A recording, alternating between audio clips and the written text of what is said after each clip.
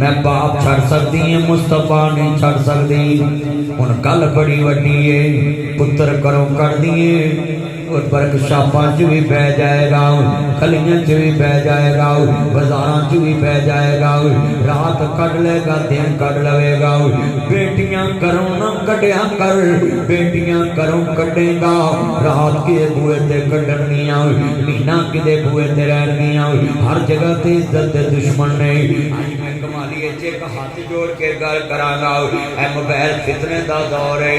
अगर बेटी को मोबाइल है, कोई गलती कर बैठी है, तेनू पता लग गया है, अपनी बीवी नू भी नहीं दसना, अपने पुत्र नू भी नहीं दसना, अपने घर च किसी नू नहीं दसना, धी नू कलिया लैके समझाना है, धीए गलती हो जाती है, आइंदा ये काम नहीं करना, मेरी दाढ़ी वेख, मेरी पग वेख, मेरी इज्जत वेख।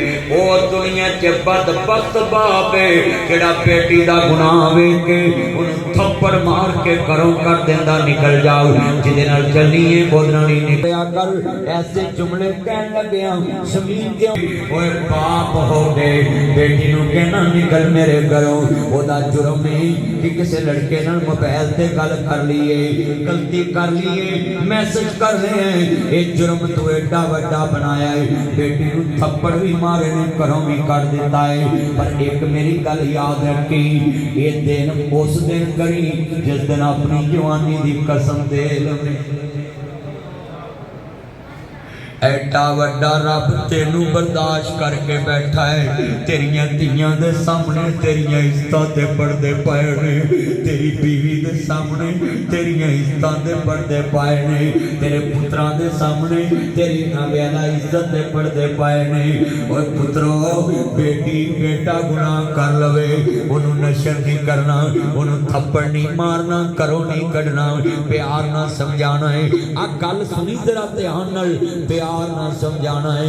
मैं एक गल करा, जे बेटियां नू घरों कढ़ दईए इज्जतां रुड़ जाणगियां, पता नहीं किन्ने बघियाड़ उन्होंने नोच लैणगे, किन्ने भेड़िए उन्होंने चंबड़ जाणगे। गलतियां ते इंसान कोल हुंदियां ने। हाथ जोड़ांगा कदी अपनियां बेटियां नू इस फितने दे दौर च ना क्या कर, तू दौड़ के निकाह कीता मैं तेनू मिलना नहीं। गलतियां बच्चियां कोलों हो जांदियां ने। ए गल बड़ी वड्डी जे समझ आ जाए, हाथ जोड़ांगा जिन्ने ए कई बदबख्त अपने घर च 4 बच्चे जम के बहुआं ते इल्जाम ला देंदे, ये फलाने नाल गलत है, फलाने नाल गलत है।